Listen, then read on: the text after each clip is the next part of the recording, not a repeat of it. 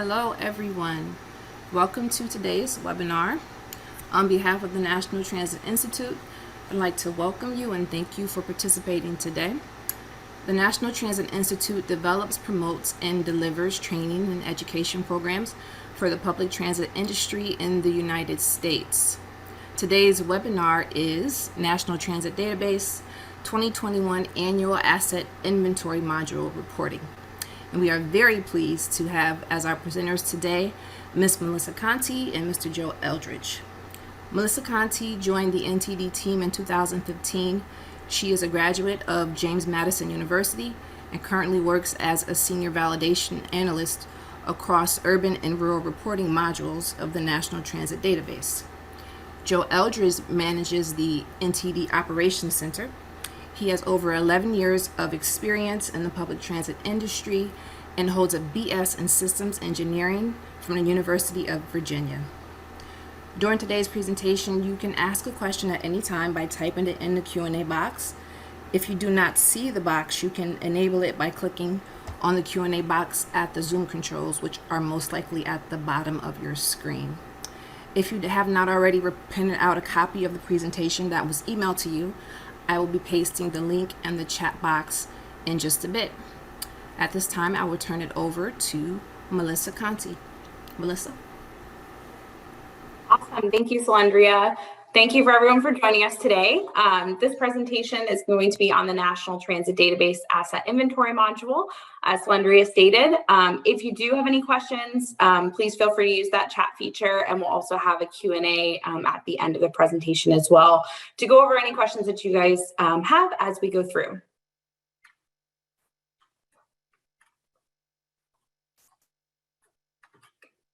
All right, so this presentation does not have the force of effective law and is not meant to bind the public in any way.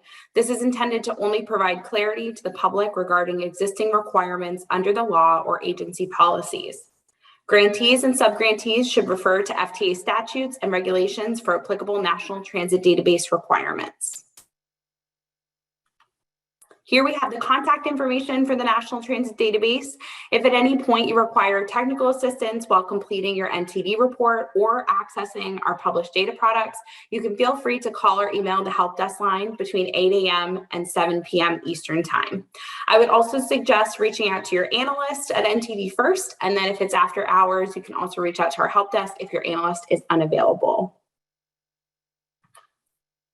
The goal of this webinar is to review the asset forms for the National Transit Database reports by reviewing the new requirements that were implemented in report year 2018, as well as discuss existing requirements.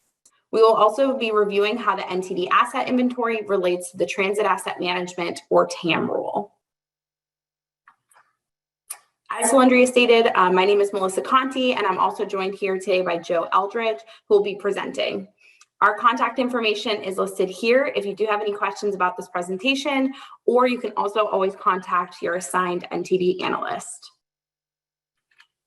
We also have here the contact information for Tom Coleman. He is the NTD Program Manager at FTA's Office of Budget and Policy. All right, so the agenda for this afternoon, we're going to first review the asset inventory module in the TAM rule. Then we'll move on to review the A90 performance measure targets form and target setting.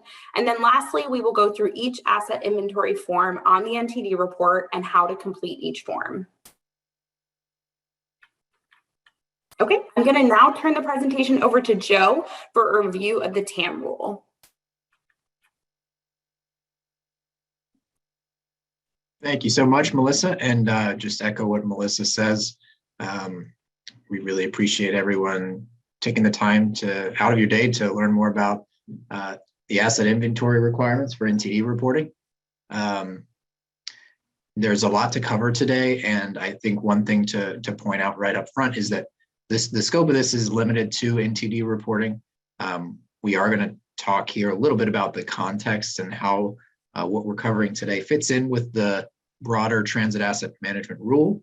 But there are some activities like narrative reporting, narrative reports, and general like performance measure like target building that we won't cover today, at least not in much depth. So if you do have questions about that, I encourage you to submit them in the chat. We'll take them back to whoever they need to go to within the FTA Office of Budget and Policy, which the TAM program is under. We work closely with a lot of those folks at FTA, but today, again, we're going to focus on NTD requirements. So as you can see on this slide, the requirement to carry out the Transit Asset Management Rule has been around for a while. First introduced and mandated with MAP 21 in 2012. In 2016, FTA published what's called the Transit Asset Management Final Rule, the text of which is available from the link you see on your screen, the last bullet there. And if anyone's interested in a direct link to, we can chat that. The rule itself, Part 625 of Title 49, outlines the minimum asset management practices and requirements for transit asset management, all of which went through a notice and comment process. And that included the general requirement to report annually to the NTD. So all recipients of Chapter 53 who own, operate, or manage capital assets must comply with this if those assets are used in providing public transportation. So as you can see, this means all agencies receiving or benefiting from 5307 and 11 funding, most of which, hopefully all of which are existing or in process of becoming NTD reporters, because those requirements also compel NTD reporting in general. But then the TAM rule also extends to agencies that may only receive 5310, provided that they own, operate, or manage public transit programs. And there's a little caveat there about 5310B1D, which is alternative to public transportation that assists seniors and persons with disabilities with transportation. So that's exempt from the requirement, and that might be important if you're trying to figure out, well, does this apply to me? If you have any other questions about applicability, again, you can submit them in the chat here, and if we don't know the answer, we'll take them back to your assigned NTD analyst, or if you don't have one yet, you're not a reporter yet, to the program managers. All right, so the TAM requirements have been gradually phased in, as this table shows, and report year 2021 is actually the last in the phase-in schedule, the last year in the phase-in schedule. So this means that essentially all applicable asset inventory and TAM annual reporting requirements as they pertain to NTD, which are described in the 2021 NTD manual, are in full effect. And we'll go over those. That's kind of the point of today. We're going to go over those in more detail. I want to call out, and this is important, that this includes the condition assessments for facilities. So condition data on vehicles was already required previously, revenue and service vehicles. For facilities, this has really been the point of the phase-in over the last couple years. If you've been submitting annual NTD reports, you've been gradually submitting, if you have more facilities, that is, more and more of your facility condition assessments. And in the last year, report year 2020, FTA waived that requirement to report condition assessments for a total of 75%, normally a minimum of 25% condition assessments would have been expected, added from the prior year, but FTA clarified it was waiving this requirement universally in 2020. But this year, they clarified this last year as well. They did not waive the requirement, and therefore 100% of facilities for which your agency has capital replacement responsibility should have a condition assessment associated with them, reported to the NTD. So an important clarification there. While we skipped the year, and for good reason, of course, there were a lot of logistical concerns with handling these condition assessments. FTA recognized that in some cases it just may simply not have been possible due to safety concerns. Those may have been rescheduled, but for this year, that requirement's back on. Of course, there may still be lingering concerns, safety-wise or logistics-wise. If those apply to your agency, please contact your assigned validation analyst, and we'll work on a template for requesting a data waiver from that requirement. But again, if you're not sure who that is, just chat Melissa and I, and we'll respond. That's it in general for the TAM phase in and TAM in a broader sense discussion. So I'm going to turn it back to Melissa now, who's going to get more into NTD and target setting. All right, great. Thank you, Joe, for reviewing those slides. I think that was a good overview. So next, we're going to discuss the role of the NTD and then move on to target setting. The NTD asset inventory is just one part of your agency's TAM plan requirements. There are other requirements outside of reporting to the NTD for your TAM plan. The NTD, we really serve as a data collector for the asset inventory data and condition data to ensure that this information is collected somewhere. There are two items, the A90 targets and narrative report, that the NTD collect from your TAM plan. When FDA accepts and closes your agency's annual NTD report, this does not constitute approval of your TAM plan. The TAM plan is still subject to review by FDA, and as I mentioned earlier, there are requirements outside of the NTD for your TAM plan. For more information on TAM plan requirements, you can visit FTA's TAM program website. They have a lot of good information and resources here. We have frequently asked questions, regional contact information, webinars and trainings.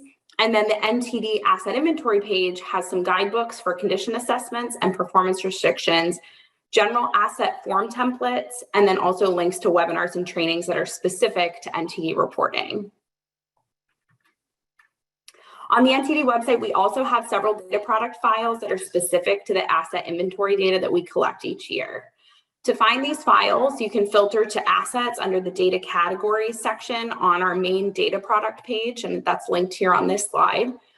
You can find several things. The first is database files, which will include inventories of these asset types that we collect, such as service vehicles, revenue vehicles, facilities, all of which we'll cover today. And then you can also find our data tables, which include the same inventories, but they also include some summary tables of this information, as well as graphs. The last data product we wanted to highlight here is also is a group plan summary tool. This is an interactive file that is designed to support MPOs, group plan sponsors, and other transit planning agencies that are involved in transit asset management. It presents both TAM summary statistics from the NTD, as well as detailed asset inventory information as reported to the NTD. You can see performance statistics for all of NTD reporters in a particular group plan, or asset inventory data and performance for an individual reporter. And just a note on that before we move to the next slide, if you ever have questions about our data products in general, you can contact your NTD analyst or our help desk. We can help you find what you're looking for. And we did just publish the report year 2020 data products. So those will be the most up-to-date data products on our website. With the expanded asset inventory that was, again, introduced in report year 2018, there were changes to some of the existing asset forms, and then we added a couple of new forms. The A30 revenue vehicle inventory form was updated to include some additional fields, and the A20 transitway mileage form was amended to include a new section for additional information on rail modes and guideway. There were 3 new forms to the NTD report that were added as a result of the TAM rule and the expanded asset inventory. The first is the Transit Asset Management Inventory, or A15 form. Then we have the Transit Asset Management Service Vehicle Inventory, or A35 form. And lastly, we have the Transit Asset Management Performance Measure Targets form, or A90 form. Oops. We will mention capital responsibility a couple of times throughout this presentation with regards to the expanded asset module. So we wanted to review that before we proceed. Here on the slide is a list of how to determine whether or not an agency has direct capital responsibility for an asset. Typically, if your agency owns, jointly owns, or is responsible for replacing, overhauling, refurbishing, or conducting major repairs on an asset, or the cost of those activities is an itemized, is a line item on your capital budget, then typically that would indicate that you have capital responsibility. Just as a note here, performing minimal preventative maintenance work does not necessarily indicate direct capital responsibility. So the first form that we're going to review and dive into is the A90 Transit Asset Management Performance Measure Targets form. The A90 form is where your agency will report the targets from your Transit Asset Management or TAM plan. The form has a field for each applicable asset type, and it will also pull in your agency's current performance for each asset type based on what is reported in your other NTD asset forms. For your reference on the form, the prior year's target will also be shown. If your agency is participating in a group TAM plan, you do not need to fill out the A90 form. Your sponsor would complete that A90 form for the entire group on behalf of its participants.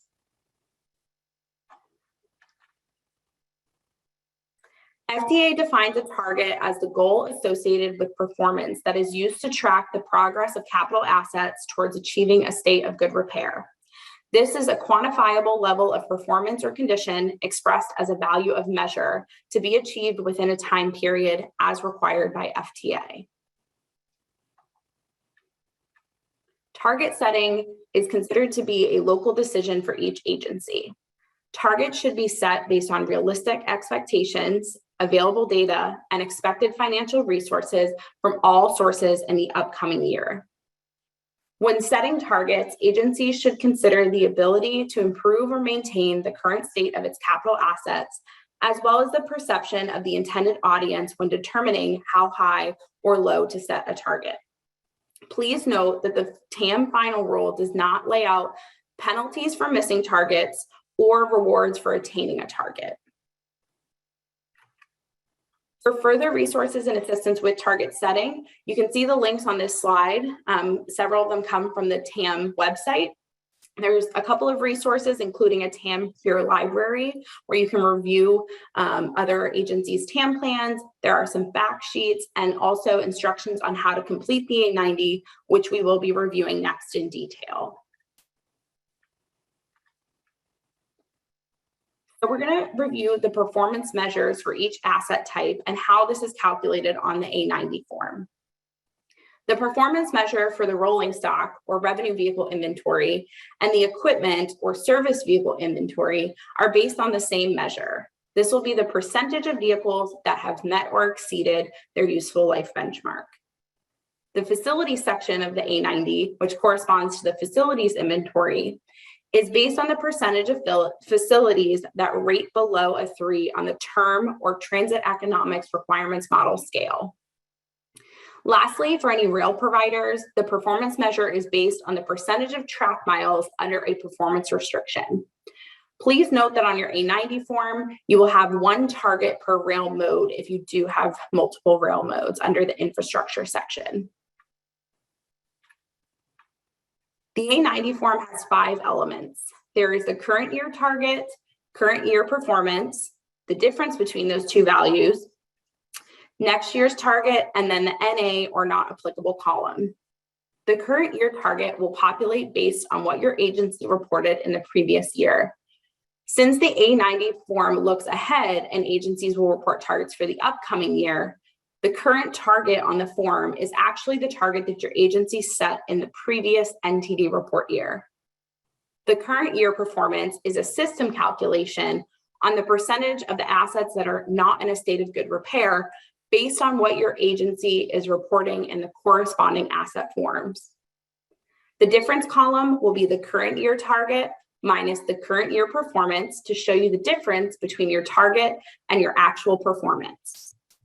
The next year target will be the field that you will actually enter a value into that will then correspond to the target for the upcoming fiscal year.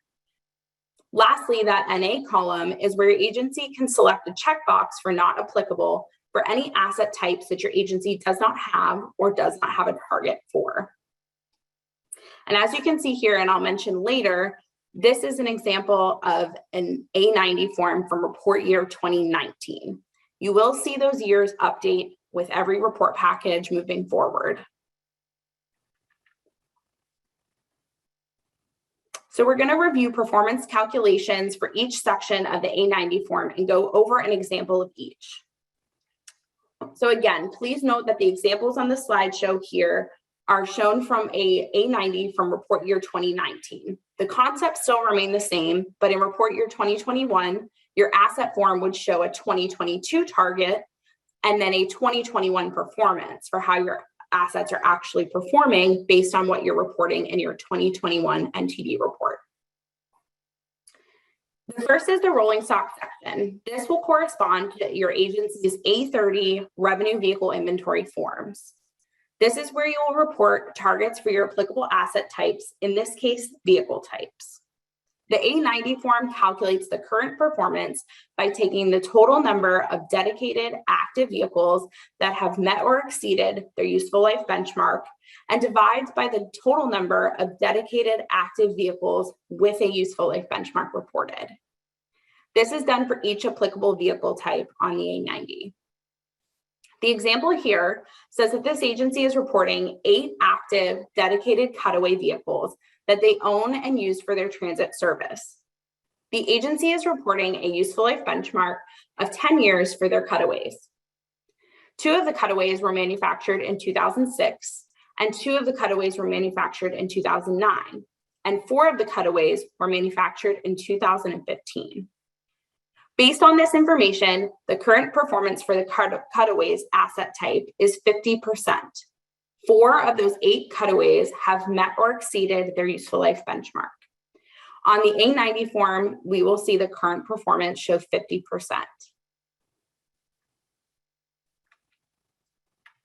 Next is the equipment section of the A90 form, and this corresponds to your agency's A35 service vehicle inventory.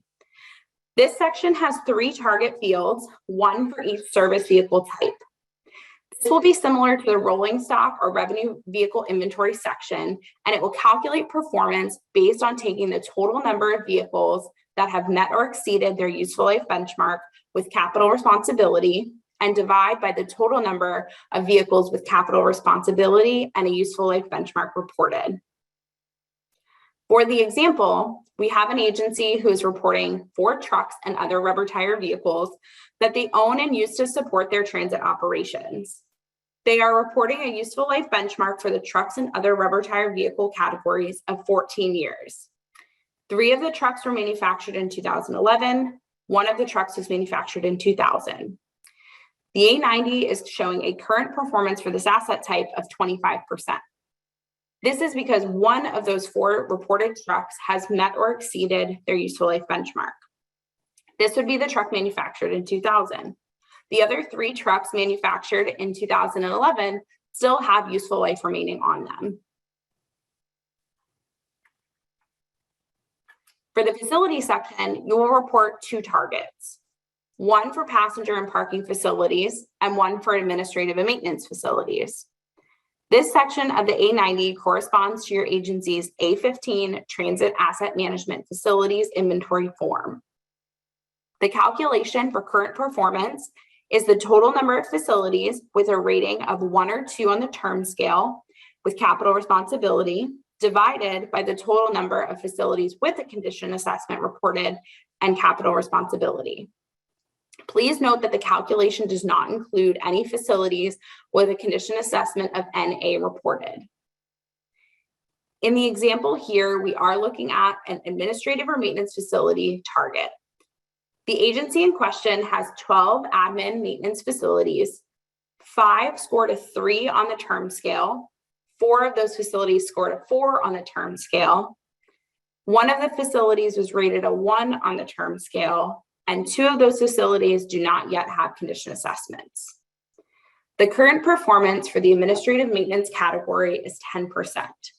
We're getting this calculation by taking the total admin maintenance facilities with a condition assessment below 3, which is 1 facility, and dividing by the total number of administrative maintenance facilities with a reported condition assessment score, which is 10 facilities, since 2 of those have not yet been assessed. This leaves us with 1 divided by 10, then turned into percentage, we would see 10% on the A90.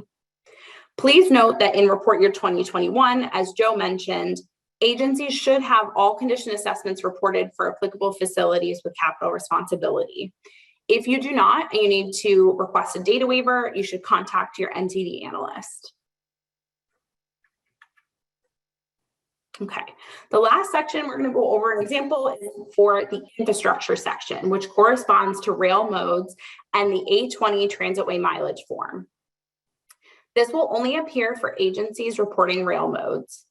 The current performance for this section is calculated by taking the total track miles under performance restrictions used in revenue service with capital responsibility and dividing by the total track miles used in revenue service with capital responsibility. This calculation only takes into account track miles that are used in revenue service. It does not include non-revenue track or revenue track with no capital responsibility. The example here is an agency who has 105 miles of tangent revenue track and 5 miles of curve revenue track. The agency has capital responsibilities for all of their track. They have determined that 1.82 miles of this track are determined to be under performance restrictions. So the form will calculate the current performance by taking 1.82, and dividing by 110, and we come out with 1.65% for our current performance.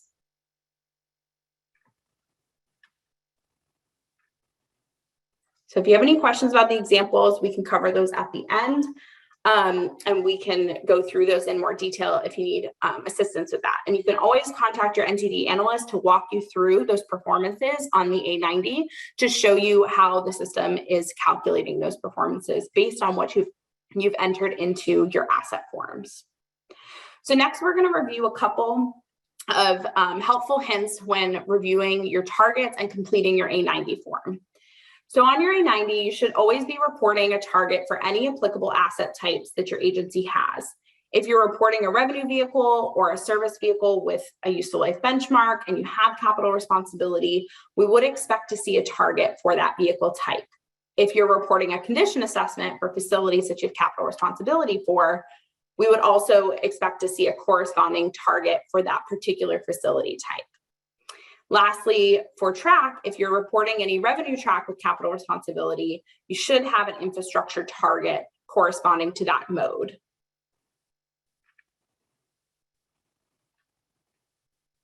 For any asset types that don't apply to your agency, you want to ensure that you're selecting the NA checkbox all the way to the right side of the form. This could be for a couple reasons. It may be because your agency doesn't have any assets of that type. You may not have capital responsibility for any assets of that type, or you may not anticipate using that particular asset type in the upcoming year and therefore don't have an applicable target. These will all be things that your analyst will review as a part of their validation on your NTD report to make sure that the form is complete. The targets that you set on your A90 should also be mathematically possible.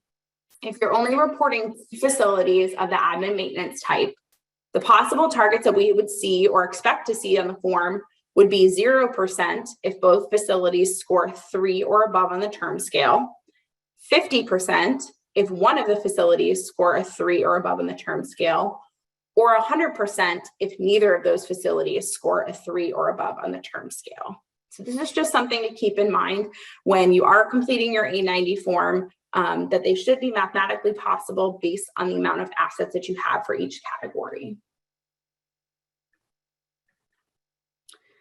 Targets should represent the percentage of assets that you expect to not be in a state of good repair in the upcoming fiscal year.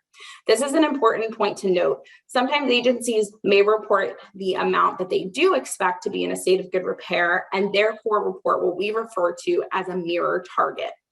For example, if an agency expects 10% of their passenger facilities to not be in a state of good repair, and they report 90% instead, this would be what we would call a mirror target. We would be looking for the agency to report the 10% that they don't expect to be in a state of good repair versus the 90% that they do expect to be in a state of good repair. So keep that in mind when you are reviewing the A90. We want to be having you report the percentage of assets you expect to not be in a state of good repair. The narrative report is the last item on the A90 form, and this was a document that became required in report year 2019. This is a document that reviews the targets your agency set and any progress made towards those targets. You can include any changes to your transit system conditions or any other extenuating circumstances that may have affected progress towards your targets. There's no prescriptive format for this narrative report. However, FTA did develop a template that you can use as a guide for this. It can be found on FTA's website, or if you want a direct link to it, you can always ask your analyst and we can provide that to you. At the bottom of the A90 form, you should upload that document for the narrative report.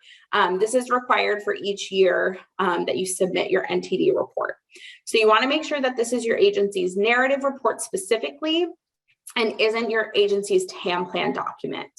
Any targets that you reference within the narrative report should match what you're reporting on that A90 form in your NTD report as well.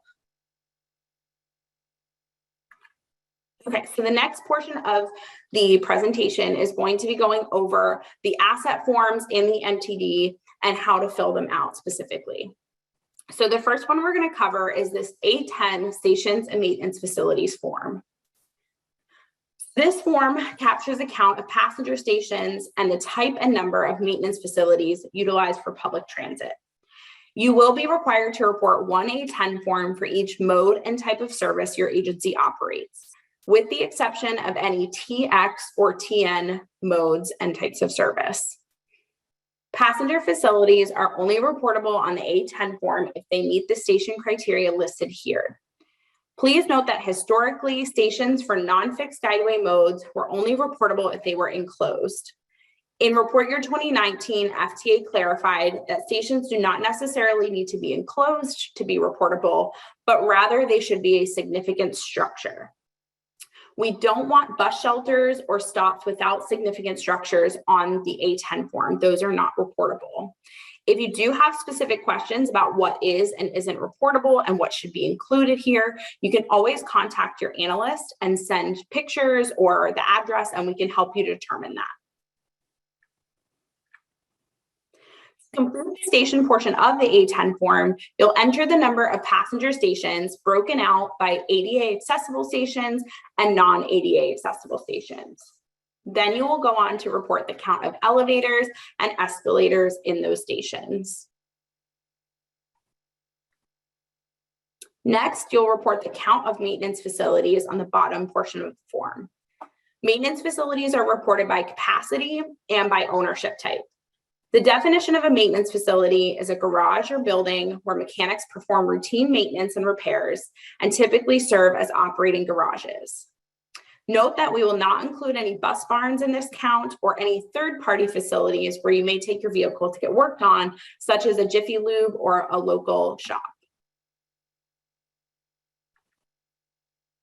If one maintenance facility is shared by two or more modes, you will report a prorated share of the modes involved.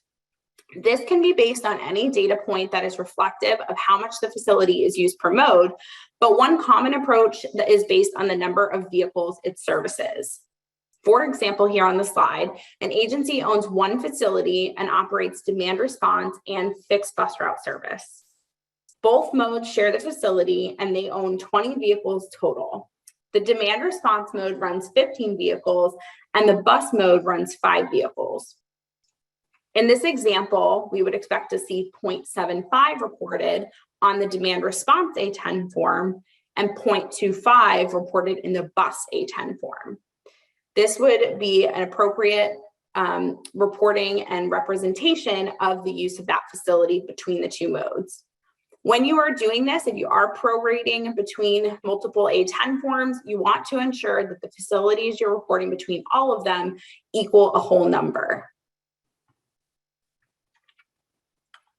Next, we're going to cover the A15 Transit Asset Management Facilities Inventory Form. The A15 collects basic information on passenger facilities as well as administrative or maintenance facilities. On this form, you will report administrative and maintenance facilities for which you have capital responsibility and the use of the facility for transit is greater than incidental. You will report all passenger and parking facilities used in revenue service, regardless of your capital responsibility. To review, an agency has capital responsibility for an asset when they own, jointly own, or are responsible for replacing, overhauling, or conducting major repairs on the asset, or the cost of those activities are itemized as a capital line item in the agency's budget. There are many facility types when it comes to the A15 form for both administrative and maintenance facilities and passenger facilities. You're going to want to review those options in the policy manual and choose the best fit for each of your facilities. Again, if you're unsure of what to select or you have questions, you can always feel free to ask your analyst, and we can review on a case-by-case basis to help you pick the best facility type. There are 3 sections to complete on the A15 form for each facility added. We have facility information, condition assessment, and the address. To add a new facility to the A15 form, you'll first click on the Add New button. Then you'll click on the Add Facility link circled here on the slide. This will then allow you to enter data for the facility that you need to add. The first field is going to be facility name. You can enter an agency-specific name for the facility that will help you identify the entry within your form. Next, you will select the primary mode that the facility services. The form will populate a list of the available modes that your agency is reporting. Non-agency mode can be selected if there is no primary mode.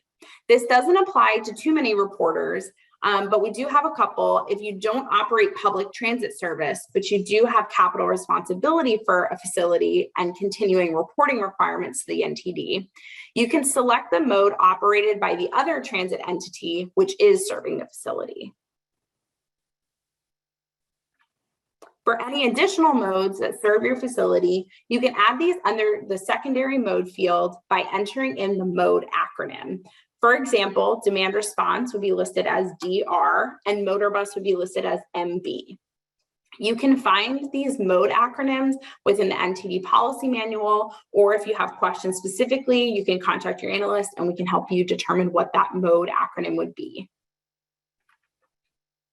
If your agency's facility is shared or serviced by any private modes of transportation, such as bus, rail, or airport, you can add private mode to the entry. Some examples may be Amtrak or Greyhound.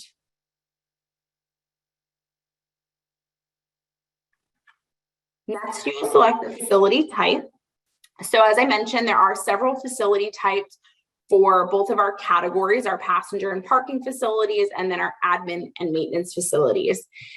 If you can't find a facility type that fits your agency's facility specifically, you can report it as other, but you will be required to describe the facility within the notes section. Your analyst will review the notes for each facility reported as other and will help you determine if we can find a more specific specific facility type that would be more appropriate than other. Once you've selected that facility type, then you're going to enter the details for the facility. This includes year built or reconstructed as new, square feet or parking spaces if the facility is a parking facility option, and lastly, your agency's percent of capital responsibility for the facility. This should be reported as a percentage. The notes section is optional unless you have reported an other facility type in which it would be required. You can always include any notes about the facility here for your own reference or for your own agency's assistance as you're going through your inventory. The next section you'll need to fill out is the condition assessment section.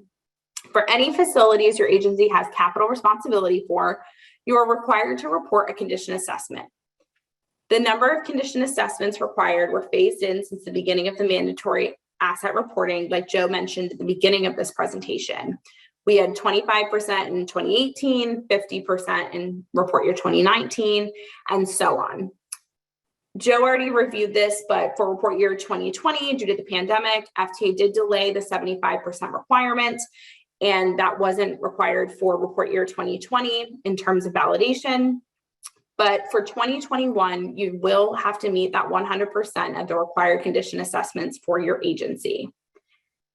If you need to update any of the condition assessments or you need to add it for a new facility, you'll select the term scale score from the facility dropdown in the drop-down menu. If you're not reporting condition assessment for the current report year, you should contact your analyst to request a waiver since 100% of those condition assessments are required. Once you've selected the term scale score for the condition assessment, you'll then enter the date the condition assessment was performed. Please note that reported condition assessment should have been performed prior to the fiscal year end of the current report year. So for example, if your agency has a July to June fiscal year and you're an October reporter, you should have completed that condition assessment before June 30th of this past year in order to report it in your 2021 NTD report.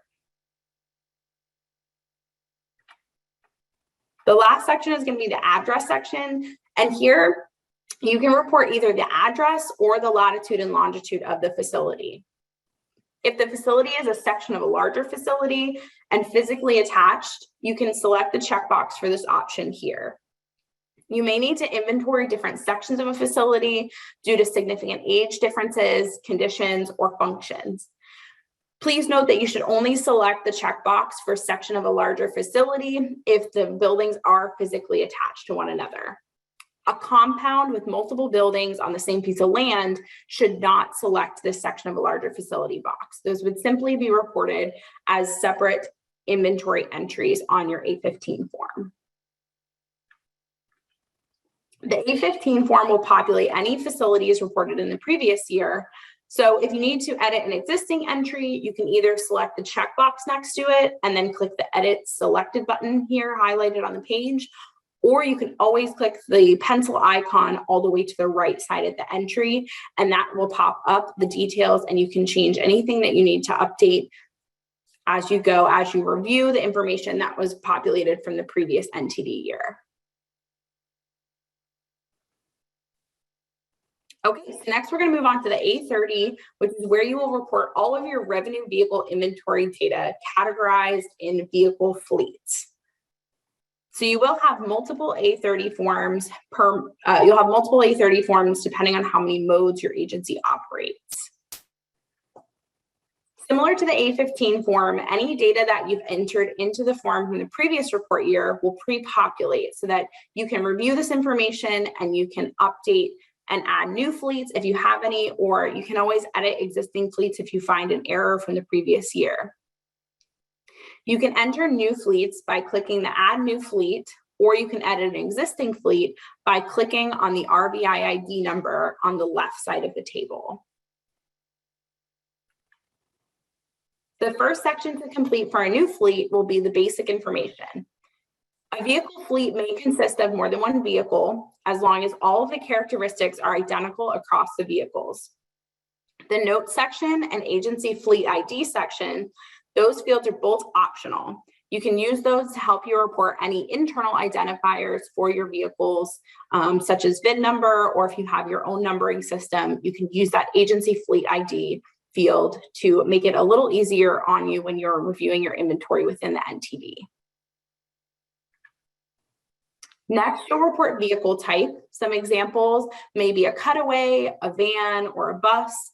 The options for vehicle type will populate based on the mode that you're reporting on. Next, you'll report the total vehicles in the fleet, and then you'll report the total active vehicles.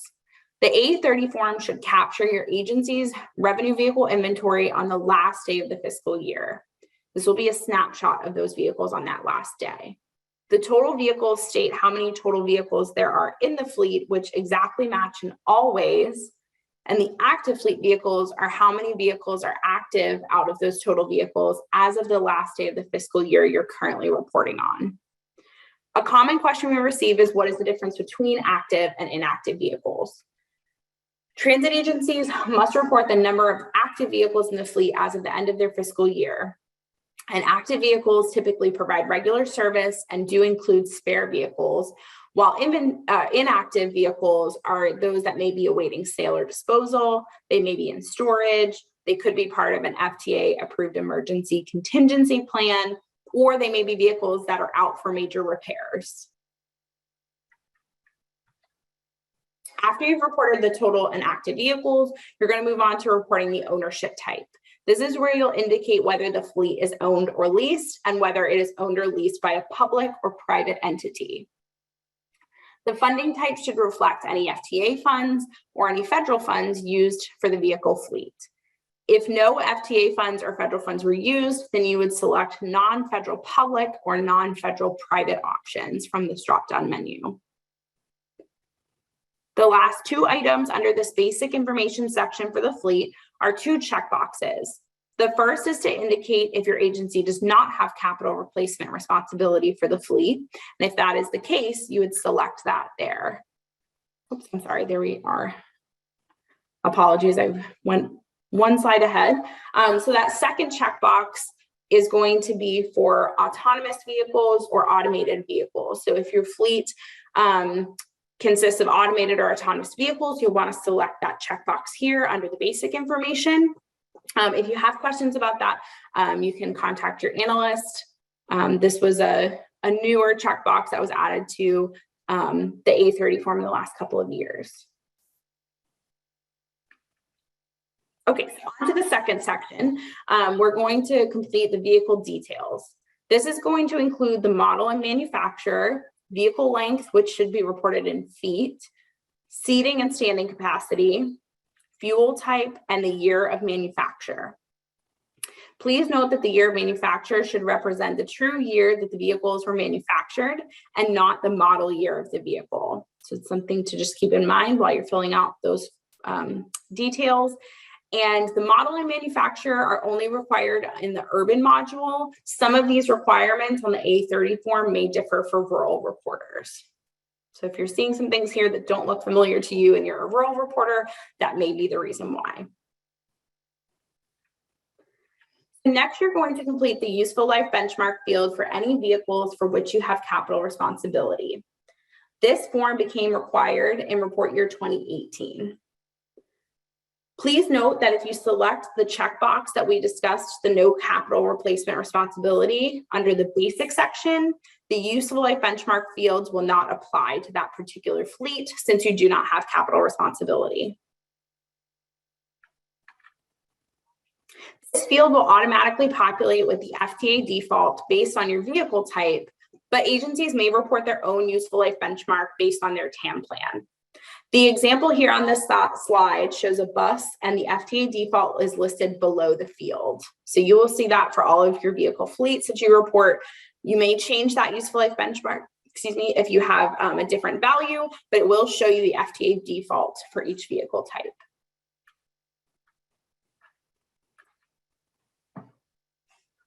Okay. The useful life remaining field, that will automatically populate in the reporting system based on the year of manufacture for the fleet and the reported useful life benchmark. The example here shows a vehicle fleet that was manufactured in 2014 and has a useful life benchmark of 14. So the vehicle fleet for 2020 has 8 years of useful life remaining. This will update based on the current report year. So in report year 2021, this particular vehicle fleet would only have 7 years of useful life remaining. And the system will automatically update the useful life remaining for each particular report year. Okay. The last portion of the A30 is related to urban reporters, and they are required to report mileage information for each vehicle fleet. This includes the miles this year, which is the sum of all miles put on the vehicles in the fleet during the fiscal year time period. And then we have the average lifetime miles, which represent the average total miles per active vehicle in the fleet. You can calculate average lifetime miles for a fleet one of two ways. If you reported the fleet in the previous year, you can take the miles this year for the current report year, divide by the number of active vehicles in the fleet, and then add it to the prior year's average lifetime miles. The second method you can use is simply taking an average of all of the ending odometer readings for the active vehicles in that particular fleet.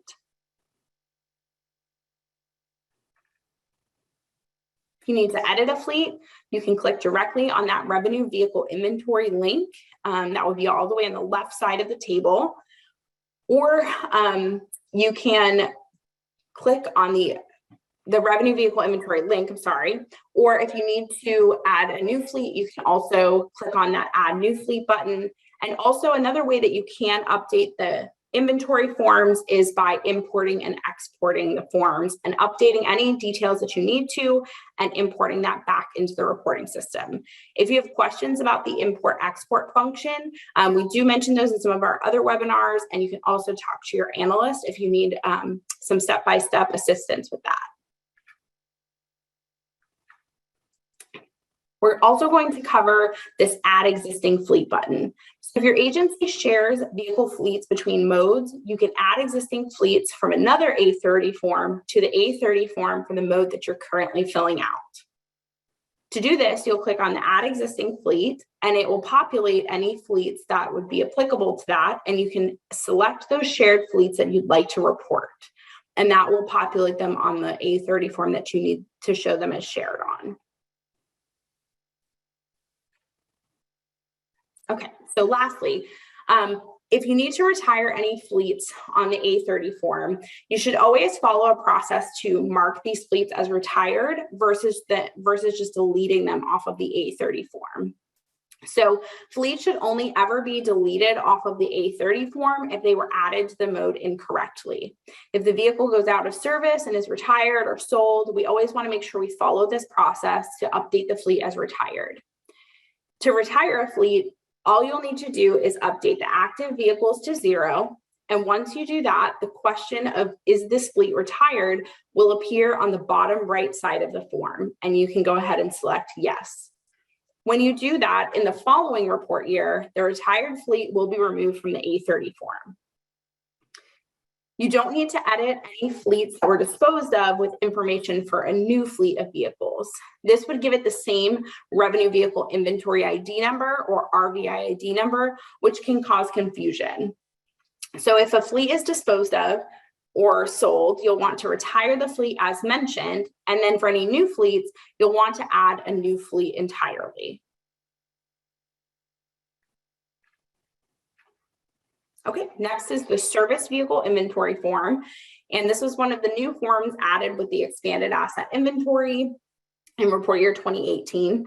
And this is where we collect an inventory of service vehicles that are used to support transit service, but not carry passengers. So agencies are required to report on fleets for which they have capital responsibility. Service vehicles include cars that are used for admin staff, transit police cars, and tow trucks. However, agencies should not be reporting small forklifts or golf carts. As I mentioned, this is where we collect service vehicles that are used to indirectly deliver transit services and support operations. Any revenue vehicles that perform actual transit service and carry passengers would be reported on the A30 form, which we just covered, rather than here on the A35 form. If you don't have any service vehicles, the form would need to be saved and validated blank without any fleets on it.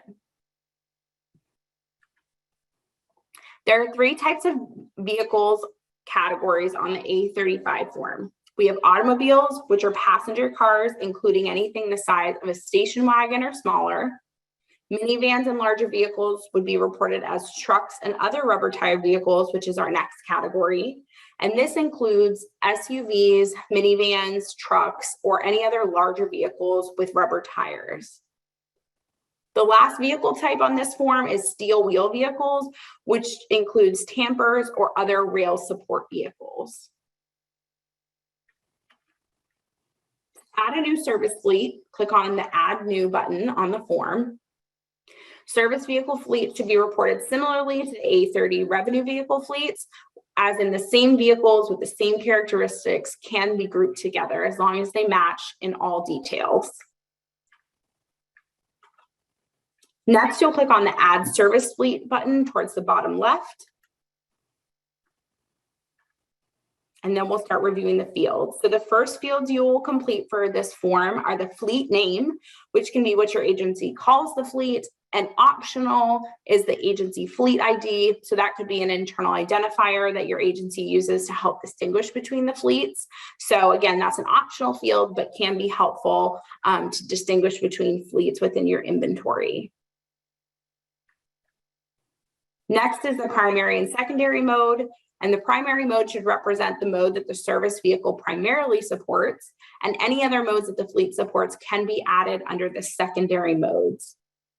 The options for primary mode will populate based on your agency's active modes, and secondary, you will want to enter in the mode acronym that we discussed earlier. So demand response would be DR, and you would type that into the field for secondary mode, and that option will pop up for you.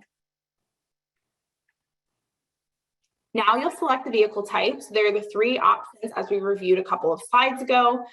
If you're ever unsure of which option to select, you can always contact your analyst and we can help walk you through that and review the different vehicle types. Once you've selected the vehicle type, now you'll enter the total number of vehicles for that particular fleet. Next is the useful life benchmark. This will pre-populate with the FTA default for the vehicle type you selected, similar to the A30, but you can always update it to match your agency's specific useful life benchmark if it differs from the FTA default. Now you will report the year of manufacture for the vehicle fleet. And again, please note that the year of manufacture is not the model year. It should be the year that the vehicles were actually manufactured. Next, you'll report your agency's percentage of capital responsibility for the fleet. It should again be a percentage from 0 to 100%. And please note that service vehicles are only reportable if your agency has some level of capital responsibility. So if you lease service vehicles and you do not have capital responsibility, you do not need to include them on the A35 form. Lastly, for the fleet, you're going to report the estimated cost and the year dollars of estimated cost. So estimated cost will be the most recent estimate of the full cost to replace the assets. So if you do not have a recent estimate, you can report the original cost of the asset or its insured value.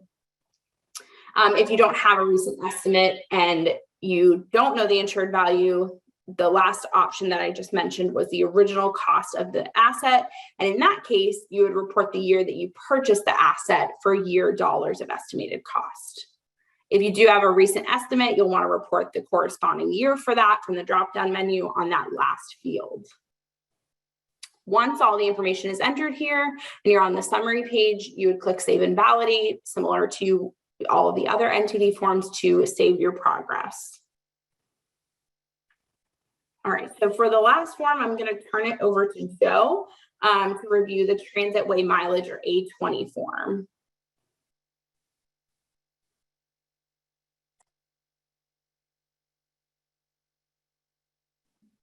Sorry about that. I was muted. Thank you, Melissa. So like Melissa said, the last asset form we're going to review today is the Transitway mileage form, the A20. This is only for agencies with fixed guideway or high intensity bus segments. So rail or bus fixed guideway. If that doesn't apply to you, you can feel free to tune out now. It's not going to be a very long section, or think of questions you might have. Looks like we'll have a little bit of time for Q&A. So for reporters with bus fixed guideway or high intensity bus segments, you'll need to complete this section of the form for lane miles. This portion of the form did not change with the TAM final rule, the expanded asset inventory.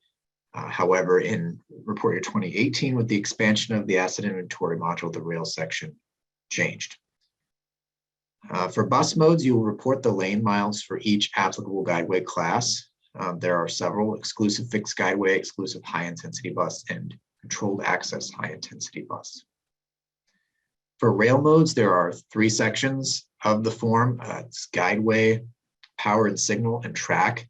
Each mode and type of service for rail will have its own section, so you'll need to click on each of these buttons, and that's important to watch out for as you're saving the form. And then within those, they'll also have basic and construction sections. So we're going to cover the guideway section first. This captures information on your agency's guideway elements. There's a basic section, like I said, which is track miles, expected service years when new, percent agency capital replacement responsibility, which is just a percent of the track that you have capital replacement responsibility for, and then agency shared with, if that applies to you, meaning who do you share the operation of the track with, or excuse me, who do you share the capital replacement responsibility with? The construction section is where you'll report the amount of each Guideway element in the age bucket in which it was constructed, which is broken out by decades. You can use different allocation units, percentage, or track miles, actual track miles by age bucket. Here are some screenshots of the Guideway section, 9 total Guideway elements. We're not going to get into each one. This includes, though, at grade, elevated, or below grade Guideway. The NTD policy manual has some good examples of each of these and some more discussion. If a particular Guideway element doesn't apply to you, you'll probably have at least a couple of those. If you're a rail operator, then please select the NA checkbox. Okay, so next is the power and signal section of the A20. Here you will report data for the applicable power and signal elements such as substations, third rail, and train controlled signaling.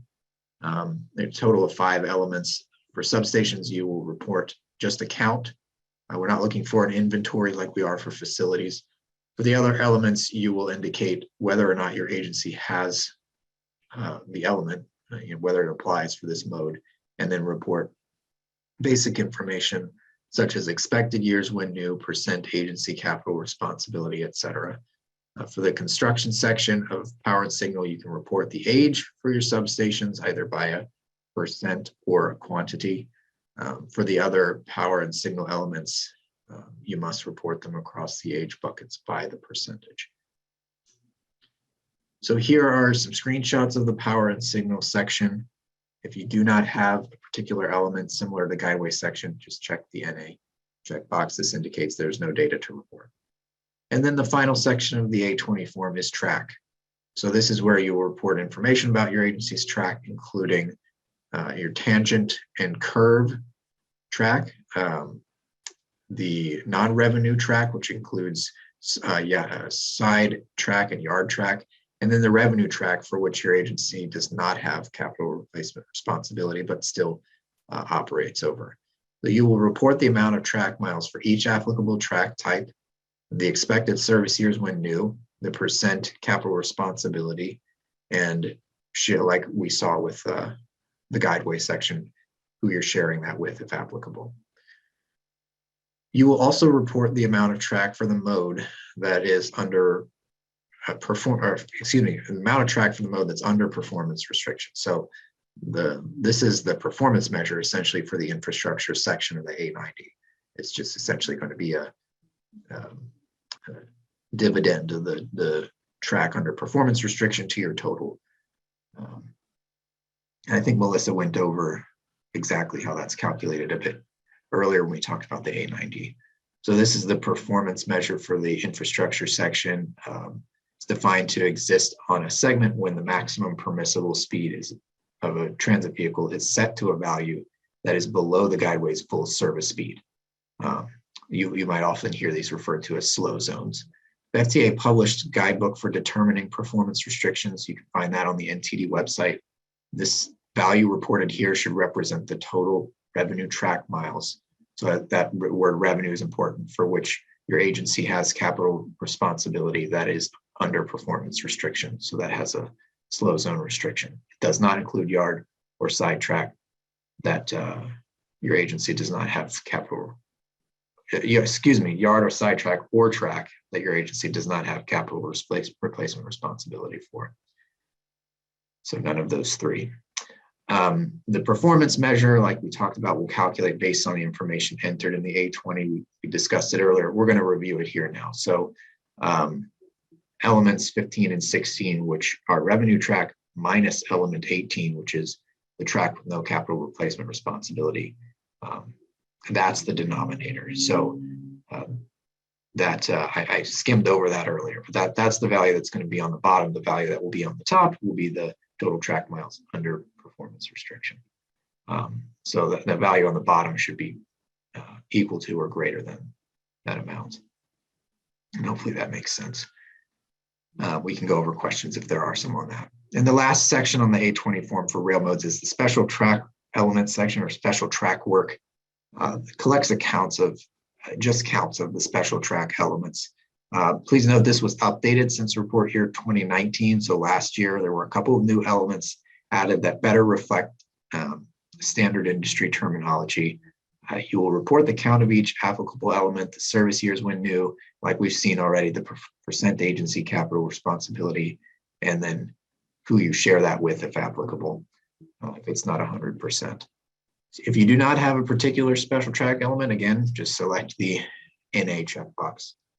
And here's a quick screenshot of the form. As we mentioned, these were updated, so you want to pay close attention to what these are, especially the new track work categories. Again, this form is just looking for counts.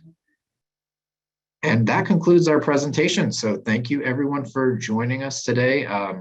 The PowerPoint Cylindria provided the link for. The presentation will be available, as Cylindria mentioned at the beginning, and I think as the chat progressed, will be available as a recording.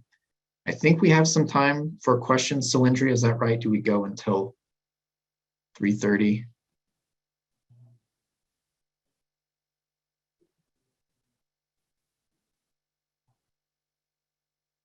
I don't know if Cylindria is still with us on the recording.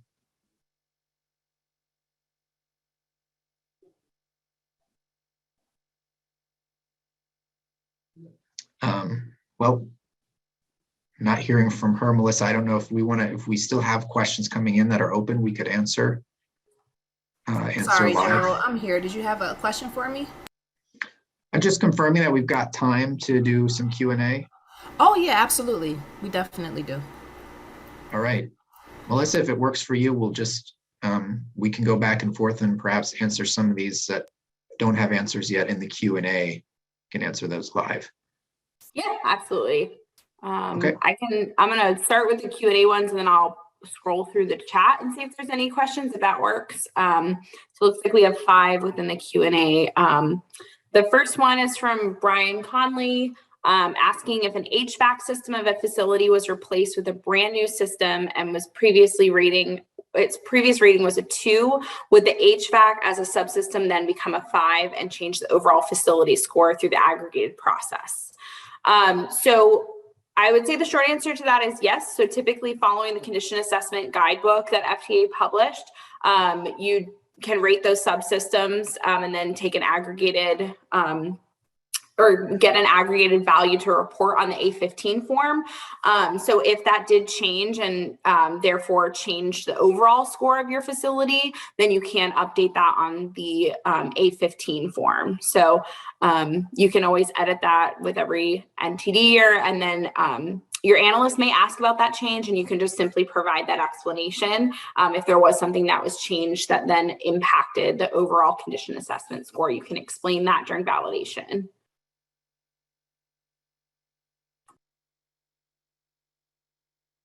Yeah, and I think that was actually a follow-up question to a question about that. I provided the link in the answer to the first one if folks are interested in the condition assessment guidebook and that aggregation process. Okay. Okay. The next one, okay, from Patricia McNeil. Can I clarify that an SUV would be considered a truck, not a sedan? So if this is referring to the A35 form, that is correct. On the A30 form for revenue vehicles, you would have a more specific vehicle type, but based on the timing of this question, I think it was related to the A35. So yes, an SUV would be reported under trucks and other rubber tire vehicles on that form.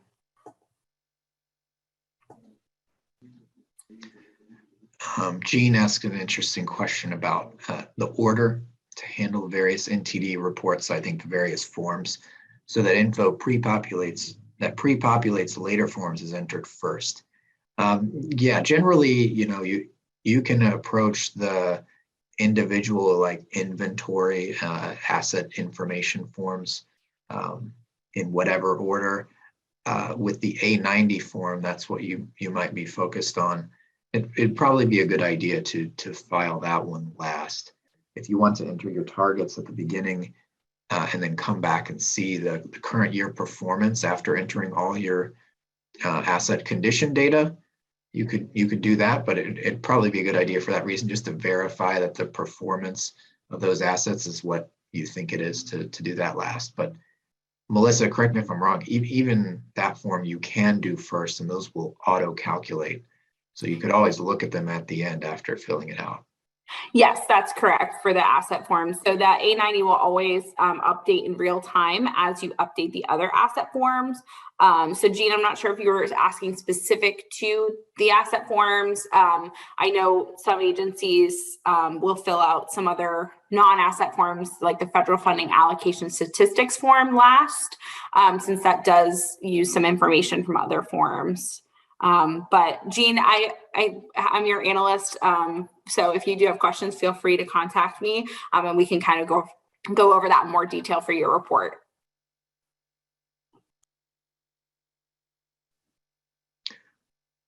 All right. Another follow-up from Brian with Spokane Transit. Do cutouts next to shelters to remove the vehicle from the lane of traffic qualify as high-intensity bus segments, or do they not qualify due to the terminology high intensity? That's a good question. I might have to follow up with you on this. I think what you're saying is so next to shelters, meaning they're like off ramps, kind of to remove vehicles. I'm thinking of like truck off ramps, but this is the context. In this context, I know we're talking about public transportation. I don't think those would qualify generally if I'm on the right track there, but let me know if that's not what we're talking about. This might be more about like congestion management and removing vehicles from high intensity busway.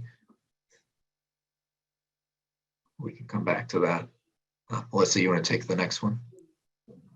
Sure. Okay. So for service vehicle modes, if a vehicle supported multiple modes throughout the year, but at the end of the year only supports one mode, how to report that? So the A35 would again just be reported as a snapshot at the end of the year fiscal year. But with that, typically, I would say if the service vehicle in the future or will be serving those same multiple modes, I would leave the primary and secondary modes on there. If it moving forward will only be moving to supporting one mode particularly, then you can remove that secondary mode. But typically when we mean a snapshot is we just mean in terms of the vehicles that your agency had during the year. But I hope that clarifies. Okay, awesome.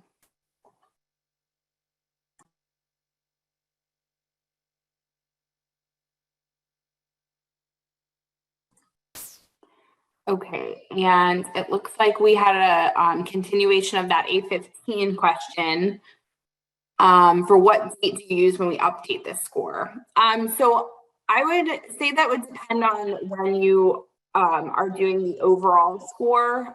So if you re-perform that condition assessment on the facility and need to update the aggregate score, I would reflect that date of when you did that updated condition assessment on the form. But I think that we may need to, Joe, do you have any more information on that if they're updating, things in real time? Or I typically would say when it would be when you redo the condition assessment. Right, it's when you redo the condition assessment, right? And the requirement applies to the facility at large. It doesn't require it doesn't apply, to the subcomponent. But there may be like intermittent, intermediate, I guess, condition assessments for subcomponents. So in that case, you would need to update the score. Really, whenever an update results in a new condition assessment and that value changes, then you'll also need to update the NTD report in the next annual reporting cycle. Is that kind of the question, Melissa, as you're interpreting it? Or am I off track? Okay. Yeah, and Hannah or Anonymous, if either of you have follow-up questions on that, just let us know. I want to revisit Brian. I think I must have misunderstood. I don't know where my head was. Brian's question about cutouts next to shelter. I think we're just talking about like a pull-in lane for a bus segment next to shelter, meaning like next to a station. And if that's marked as like dedicated right-of-way, I think generally it could be included, but not if it's not along a high-intensity bus segment. And the manual will have a little bit, the NTD policy manual will have a little bit more discussion on that as well.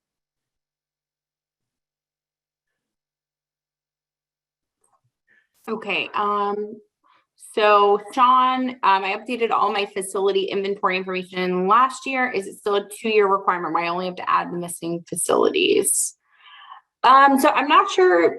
So each year, all of the facilities that are required to be reported based on that criteria we discussed specific to the 815 form, those should have all been included on your 815 form beginning in report year 2018. And then each year when you review your asset forms, if you have any new facilities that were added or facilities that are no longer being used in your service, you can update the inventory accordingly. But let me know if I'm misinterpreting your question there, but as of now and as of 2018, your form should include all reportable facilities on that 815 form.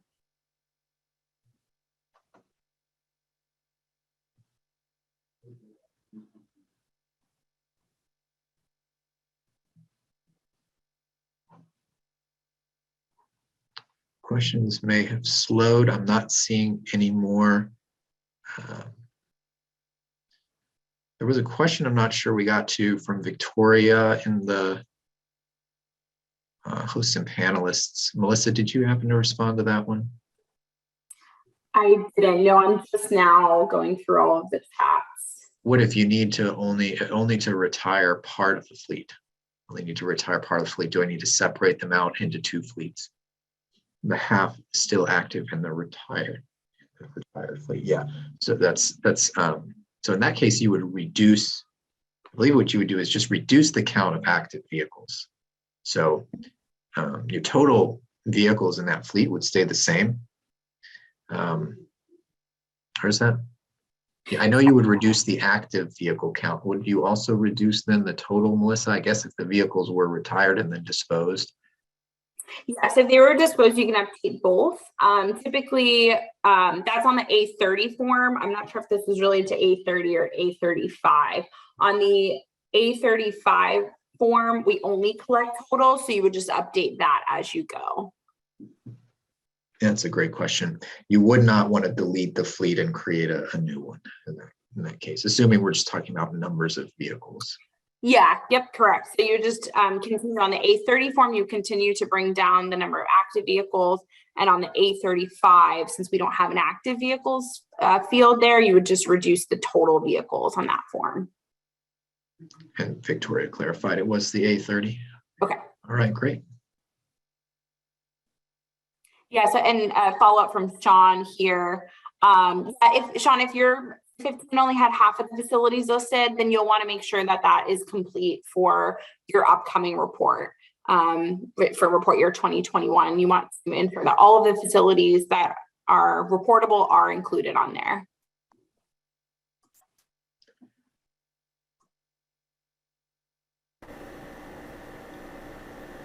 All right, awesome. 10-4. All right. I think that was it. Okay.